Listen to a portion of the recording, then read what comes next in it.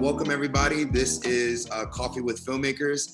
We have our episode 2 with Nāʻālehu Anthony, who is the Chief Executive Director of ʻŌiwi Television and the principal of Paliku Documentary Films. He is the director and executive producer of ʻŌiwi Hawaiian language news. He has produced and directed a number of films, including the award-winning PBS documentary of Mau Pa Pi Lug, The Wayfinder. Nāʻālehu, 36, is a member of the Polynesian Voyaging Society and a captain of the Inner Island and Coastal Sails. He has documented all the major voyages made by the Hokule. Nāʻālehu holds an MBA and a bachelor's in Hawaiian studies from the University of Hawaii at Manoa, and graduated in 1993 in Kamehameha schools. Nāʻālehu, welcome. And that is a long introduction for you, all to say that you are very, very well accredited, very well acclaimed. You have a lot of skills and knowledge, and we wanted to take some time to chat with you and talk story with you. How are you doing today? Yeah, I'm good. It reminds me I should probably update that bio that's floating around the universe. Yeah. I'm a little older than 36, and I left the CEO post a couple of years ago, but really happy to be here to talk with you a little bit, Julian, and just stoked that been able to witness just how much the filmmaking pathways have grown in Hawaii in the last 10 years, through a number of initiatives. So happy to talk story. Yeah, you'll forever be 36 in my book. So like, yeah. Perfect. You know what I mean? Like, just keep it tight, keep it right. So Lehu, tell me a little bit about ʻŌiwi Television and how you're involved.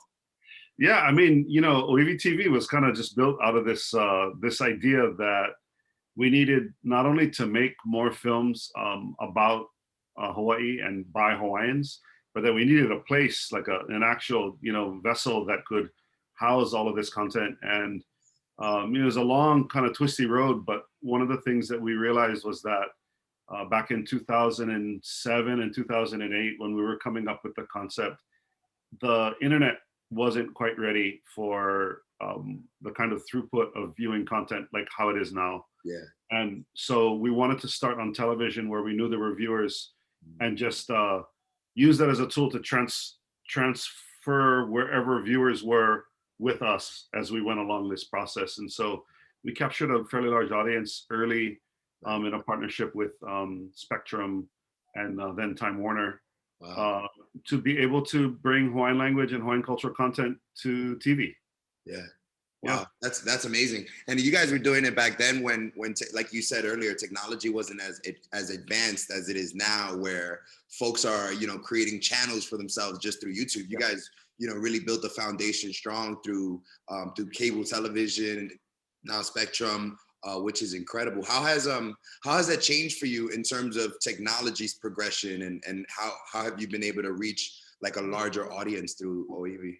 Yeah, I mean, one of the things, like when I always start off with one of these conversations, it's like, 12 or 15 years ago, and certainly 15 and 20 years ago, we had to have, what would be then broadcast quality cameras to be able to capture the kind of images that would then be able to really kind of stand the test of time and be part of that record, if you will, right? It's like, I got into documentary filmmaking to make sure that I could lend a hand to being part of the record because of the struggle that we would see in our communities, and the need to make sure that people understood what those struggles stood for, and to share it from our perspective.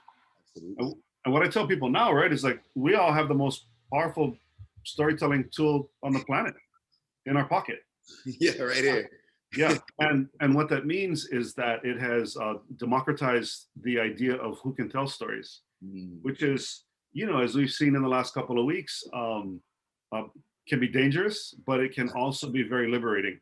Absolutely. And I think the way in which we approach filmmaking now, and certainly it's interesting, right? Because it's not just filmmaking, but it's now we're all consumers of content in different ways. Right. And what even it means, content looks different now too. Yeah. Yeah. And it has a different runtime, and it sits, and and it's not this anymore, it's this. Yep. And all of those things that require us to really rethink basically every day as to how we're going to reach an audience. Absolutely. Right. And then also what kind of content are people interested in? You know, that has completely transformed from when I first started in TV, you know, a couple of decades ago to where it is now. I think it's twofold, right? There's you know, there's a documentation that you're doing to leave a stamp on history for a lot of the cultural elements that you guys are putting together to really also kind of shine a light to indigenous culture, indigenous trials and tribulation, some of the voyages that you guys do. These are all important because it leaves your stamp in history, right? And then how do you market that to reach a larger audience? And how do you, because you'll always have people, you've already built the foundation through the years of being on television. Right now, it's how do we, you know, how do we release content that people are more consistent in? How do we roll it out? Marketing. You talked a little bit about, you know, kind of what you have with filmmakers and how things have changed. What opportunities does ʻŌiwi Television have for collaborating with filmmakers? Myself as a filmmaker, this is like more of a personal question too. Yeah, that's a great question. I mean, you know, certainly the marketing, but also the sales aspect of like, well, how do you get content? You know, like the whole idea of like who's supposed to pay for the content is like keeps flipping on its head, you know, and that's one of the things that we're mindful of because, you know, there are so many content creators that are like, you know, plumbers and they make content, or they're electricians and they make music, or they, you know, they do something to make a living. Absolutely. And then they enter into this artistic craft because that's where their passion is. Right. And, you know, I've been super fortunate over the last handful of years to be able to be a full-time filmmaker. And, you know, it's not easy. It's not. And there have been months where, you know, I couldn't pay myself. Yeah. And certainly, you know, different choices that I've had to make in terms of what content I produced, because sometimes it's just like plumbing, you know, it's like, okay, well, we got to go make some sometimes you got to get the check, man. Pay the bills, you know, you got to pay the bills. Yeah. And so one of the things that I think is so critical when you're trying to start a TV station and you're trying to make that much content, right, is that you also bring others along. I recognized very early on that you know, it took me that film that you referenced about ʻaʻiwi, the Navigator. It took me almost 10 years to make that film. Yeah, you know, directorial debut, you're scratching for money. You got to get into, you know, into post. There's certain things you can't do as an indie filmmaker. You got to send it out. You need the money to do so. And it takes a long time. Yeah. And it was finishing that film, I realized, like, wow, like, is my contribution to filmmaking going to be 10 films? Because it's going to take me 5 or 6 or 7 years to make a feature every year, you know, at the clip. Yeah. And so in the process of building this out, it was really to think about how we bring others along, not only for the aspect of training and the aspect of having them understand like why some of the ways at which being like a traditional filmmaker, documentary film is, you know, there's so many rules that you have to know in order to go break them, to really kind of break barriers. But you have to know what you're doing so that you don't just screw it up along the way. Absolutely. But in that process, right, it's like there's like this stamp of perspective. There's this stamp of like why we do what we do, and that carries on further than the films. Absolutely.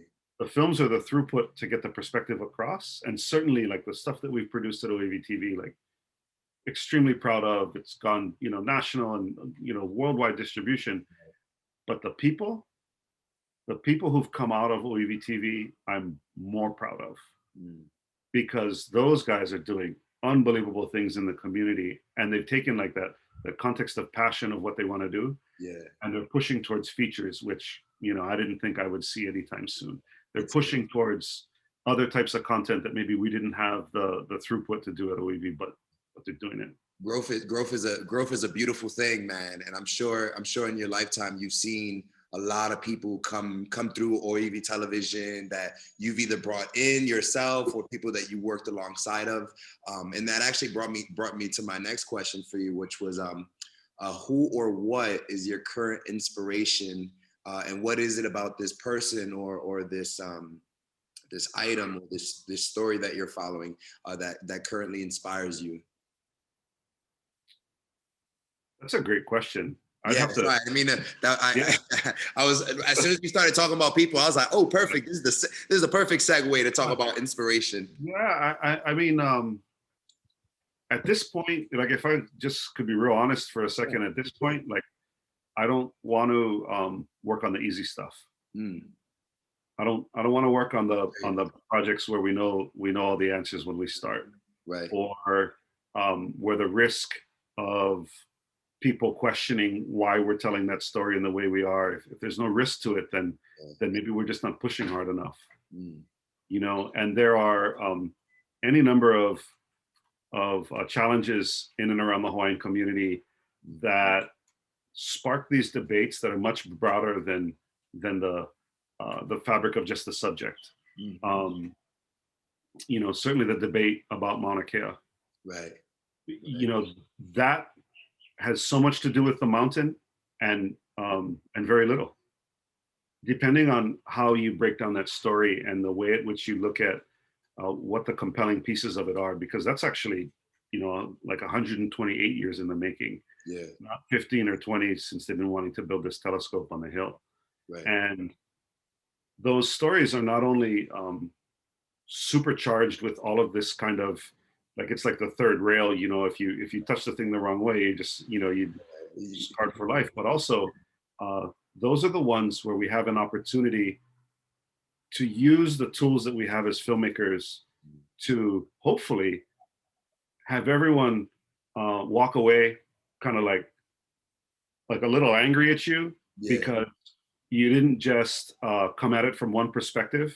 Right. And you know, and have everybody be like, you know, they all got beat up a little bit, but also that they learned something, and that maybe they learned a little bit about the other perspectives, to have some empathy and have some understanding as to why folks feel the way they do, when maybe they went into it just seeing it from one perspective. Right. I mean, what you're essentially saying is, you know, you're going after the long-term goals, and with that, you know, it's not only a challenging feat what you're doing, but it also is one of those things where you want to challenge your viewer as to the content they're receiving from you guys, and you want to be able to give them a different perspective, and also tie into, like you mentioned, it's 128 years, so there's so many different ways you can go about that, in terms of the lens, in terms of the story, in terms of, you know, what are you looking to accomplish. I'm sure that there's a lot that you can really take different angles and going in that direction. What's one gem you would give to somebody when it comes to writing, acting, directing, and overall just storytelling? What's one gem you feel like you've received that's helped you out? Well, I can't break it down to one, because there's no two worries. things that are really important for this conversation. You know, in and around storytelling, it's like, maybe again, maybe the technology is new, but the craft is like thousands and thousands of years old. Right. And the way we know that craft is so old is that the characters and the words and the stories, you know, mai kava kahiko from the old times still persist to this day. And that we come from these storytellers. That's all they did, right? There were oral people who came and memorized all of these genealogies and all of these people, and where they came from, and the canoes that they came from, and the navigators of those canoes, and they passed it from one to the next to the next. And then the printing press came, and immediately Hawaiians knew exactly what to do with that. And they started hundreds of Hawaiian language newspapers to convey all of this content into these newspapers, of which there are millions of pages of text that have not been read yet that are sitting in a museum. And then, you know, radio came, and we get to us, and our role as storytellers is really like, you know, there's these short-term gains that we get, right? It's like, oh, we did a film a year ago, it got 1 million, you know, views on YouTube. Right. Like, that's great. Yeah. That's not an easy accomplishment, you know. It gets easier, but it's not super easy. Right. The question is, will this content be seen and remembered and collected in 100 years, Right. to look back and be like, that's what my grandfather was doing. That's what his peers were doing. That was the perspective that led us down this road Right. in 100 years. Right. Right. And in order to do that, to really answer your question, in order to do that, you really have to consistently hone the craft. Mm. It's like, the learning never stops, the iterating of, I mean, I'm a techie guy. Like, I read and I'm constantly looking for, like, what is the next thing that I need to make storytelling better. In the same But way. yeah, it also just comes down to, like, figuring out what worked and making a list of all the things that you do that help to tell stories. And this is the thing that I tell people too, is like, constantly make a list of what not to do. Mm. Wow. I have a long list. I have like I never years thought that. of like stuff never to do again, and that's how you refine it as well. It's like, oh, I can see that I don't want to do that again, because that led me down this this cul-de-sac that didn't get me anywhere, Right. So, I think the coolest thing about the kind of the gem you just gave me is it really helps you look back and see. I mean, like we talked about growth earlier, and I'm sure there's things that you've produced or directed or wrote, or things that you've done filmmaking wise, that you look back at some of your earliest works and you're like, yeah, I definitely don't see myself doing this again, and this shot could have been better. You really start paying attention to how can you, now that you know what story you want to tell, and what is the legacy you want to leave for the people that come, after you. Once you know that, it's now, how can I make it the best visually, the best experience, and really draw on people who may not have even had any interest in this cultural significance, or in this specific area that we're talking about, and how can I draw on that audience as well, and make it universal. And I'm sure as time progresses, you've gotten really strong. I mean, with all the awards and all the accolades you have, I mean, it says something, right? And so I'm sure you've been able to really get stronger in your filmmaking and in your storytelling. How do you, so with that said, I want to talk a little bit about you as the filmmaker, right? Because I know we wear like different hats and things. And so how do you know the story that needs to be told? For yourself, not for anybody. Yeah, I know. I'm hitting you. It's Friday. I know you're just trying to chill this weekend. like, so there's a couple of things, right, that that I've and I've been fortunate, right, because as leadership of like content for the whole TV station, as we had these initiatives go by, we actually use them as vehicles to do what you're talking about. Wow. To go because traditionally, right, if you're an indie filmmaker and it's like, oh, I want to do a documentary about that piece of furniture over there, right, you gotta like write for a grant and get some seed money, and then shoot it, and then like hopefully, and then someone got to pick it up, and then someone needs to actually right, and there's this whole process to get there. Some people do crowdfunding and all this, all those things, right? And it's one by one, right? And like I would hear about these things in the community, and we were doing Hawaiian language news, and be like, that's a story, let's go do that tomorrow. Yeah. And it wouldn't necessarily be a national documentary, but it would be a 5-minute piece that thousands of people would see about something that no one else would have story told about, because we're trained on a different set of kind of perspectives as to what I think is a powerful story. And so there have been any number of stories that I've seen go by that are just like, that's such an important thing to talk about, because it signifies much more than just what that little piece of it is that's sticking out as the story. And then the long form stuff is really like understanding a little bit about where we may end up, not fully knowing how we're going to get there. And like could you say that again? That was a bar. Yeah, it's like it's like there's some of these stories that go by, we don't know where they're going to end. Right. And we can make some really kind of intelligent guesses as to where we think they're going to end. Right. But that we still need to go on the journey, even though there's so many unknowns, because all the indicators are pointing towards this is a really powerful thing. Yeah. This is something that has the potential to really change people fundamentally if we tell it the way we story tell. And you know, the example I would give is shooting the World Wide Voyage, you know, with Hokulea, right? We put the whole ʻŌiwi TV team went to crew training. They all became crew members. And, you know, I tell this story outside of like filmmaking context, and people don't know how incredibly difficult it was. It's like, you know, I tell people, you know, you shoot a feature film, you're going to shoot for 40, maybe 50 days, and you have your feature. Right. Right. And that's like, you understand like how crazy even 40 days in a row is. That's kind of, we shot 1,000 days in a row.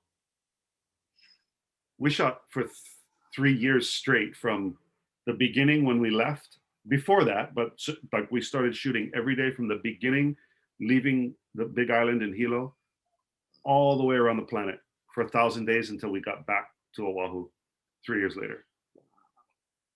Jeez. And we did not know where that journey would take. I had like it stretched me and my understanding of what I was capable of, and my understanding of what my team was capable of, and technology shifted dramatically in between that. Right. But we knew it was worth telling. We knew that this was this amazing thing, and if we could get in and tell it, right, we would not only change the reflection of it, but it would change us. Wow.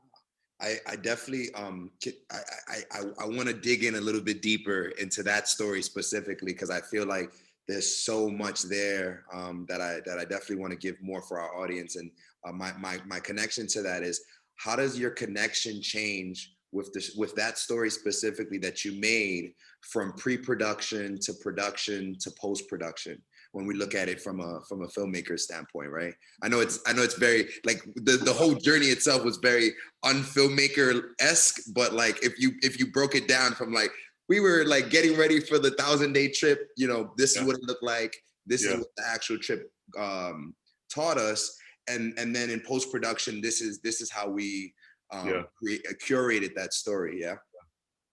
Well, basically, like every 15 days, whatever work you did to try to forecast the next 15 days, you just dump it in the shredder and start again. Wow. It's like everything we thought at that. Like I'm trying to actually do some justice to the question, because nobody's ever asked me this question. No worries. And you're a great asker, by the way. You have some, like, these are not easy questions to answer. It's like, I didn't want to make this interview just one of those like, how you doing today? Like, I really wanted to get into the nitty gritty. And I like I said, you know, after doing my research on you, I knew you have a lot to say, and I want to give our audience members, you know, something worth their time. Yeah, well, thank you. Of course. I think we approached it in the beginning like a film, like a film job, you know, and it was like, all right, like logistics alone, like gear and logistics alone would blow your mind how we had to do it. But then on top of that was like, okay, well, who are the characters? There's 300 something crew members that are going to cycle through here. Who are the characters? Right. And so we made all these kind of intelligent guesses as to who we thought the characters were. Some of which, by the way, were characters in the end film. Oh, wow.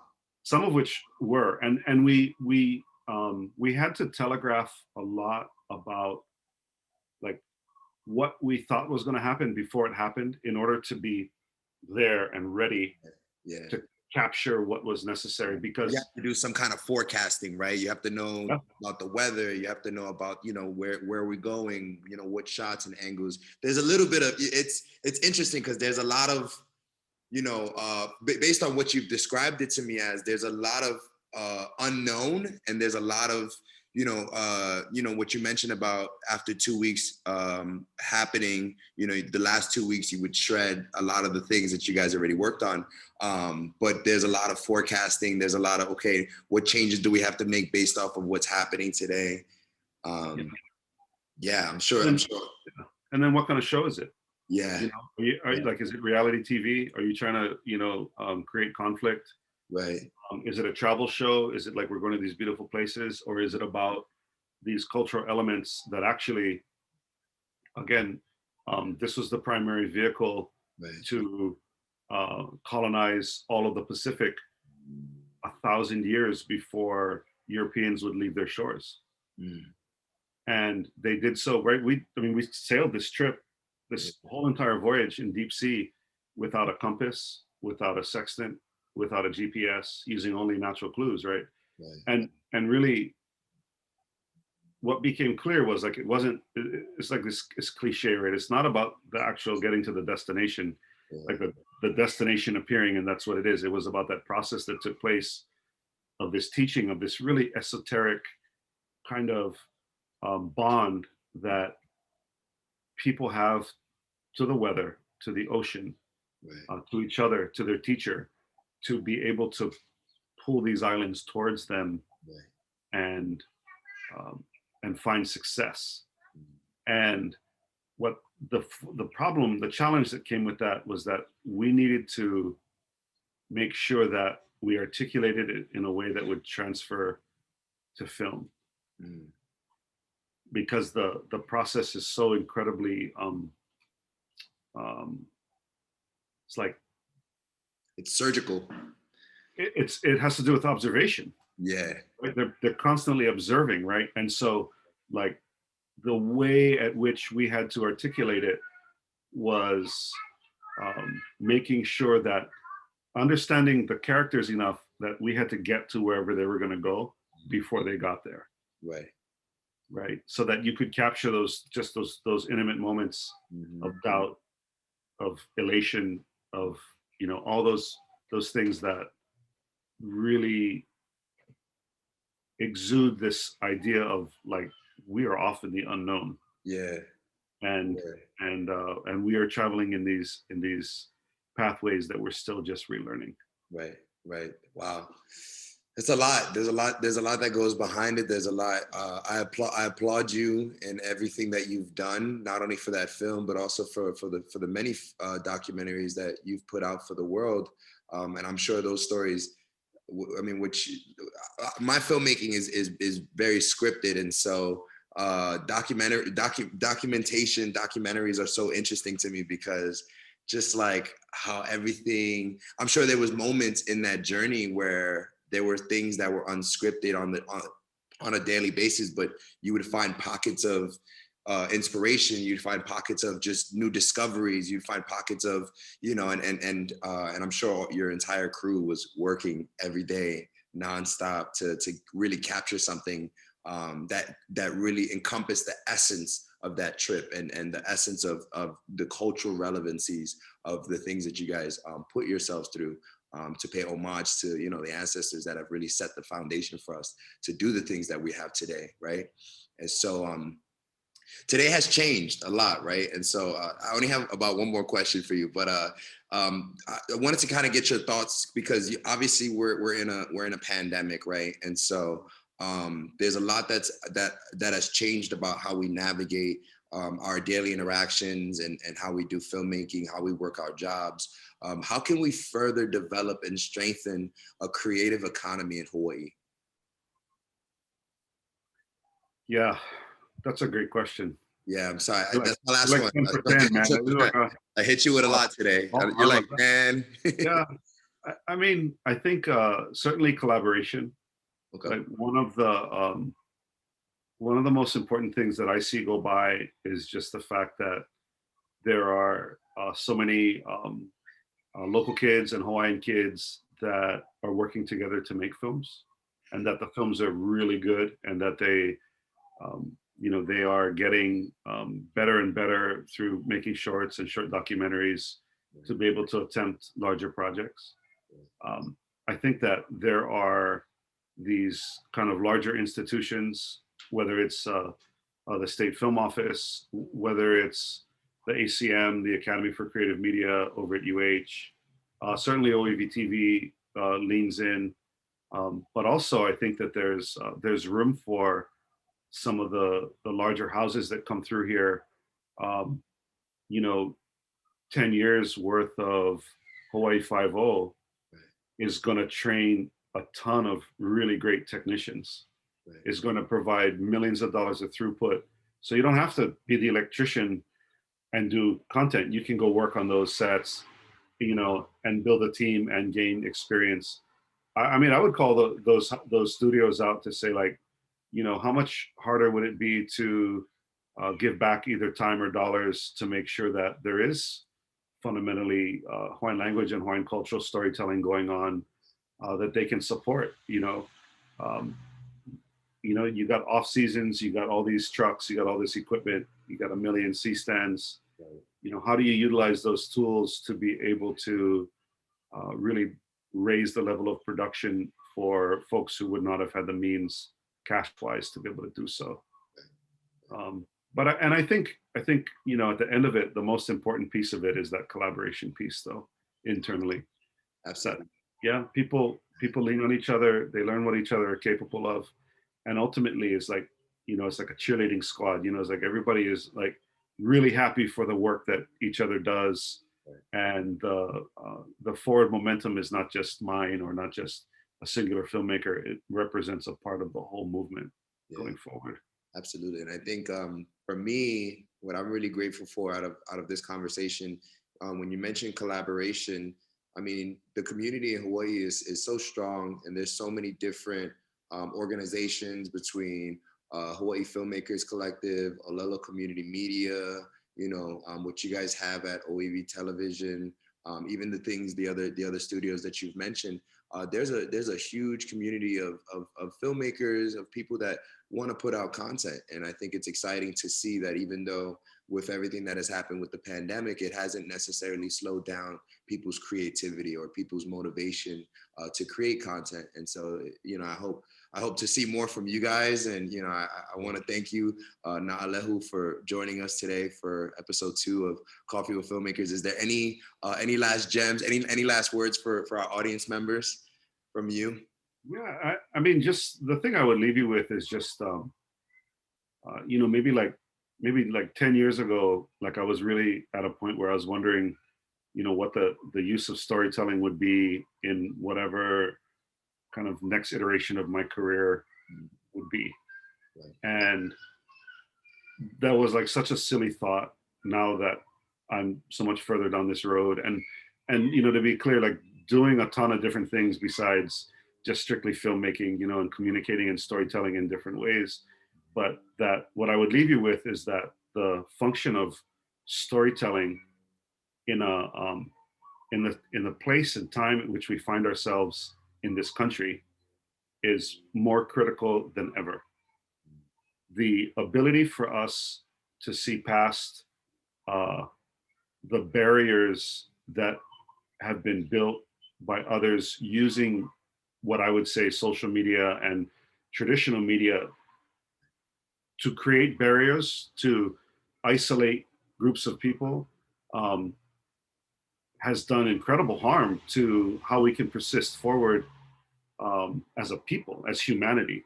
And one of the most important solutions to those barriers are people who are willing to take the risk in storytelling to not just fan flames and certainly to call it out as it should be called out, but to do so in a way that opens up the possibility for other people to hear us besides the people that we count as our peers or as our community. And if that storytelling is done in that way, then not only will it resonate out far past where we thought it was possible, but it may start to heal some of the things that we're talking about as well. Yeah, absolutely. Yeah. Very, very, very well said. Thank you. Thank you for that. Thank you for joining us today. Thank you for the gems, the conversation and the dialogue. This is episode 2 of Coffee with Filmmakers, and we've brought Nāʻālehu, who has shared a lot with us. Thank you once again, Nāʻālehu.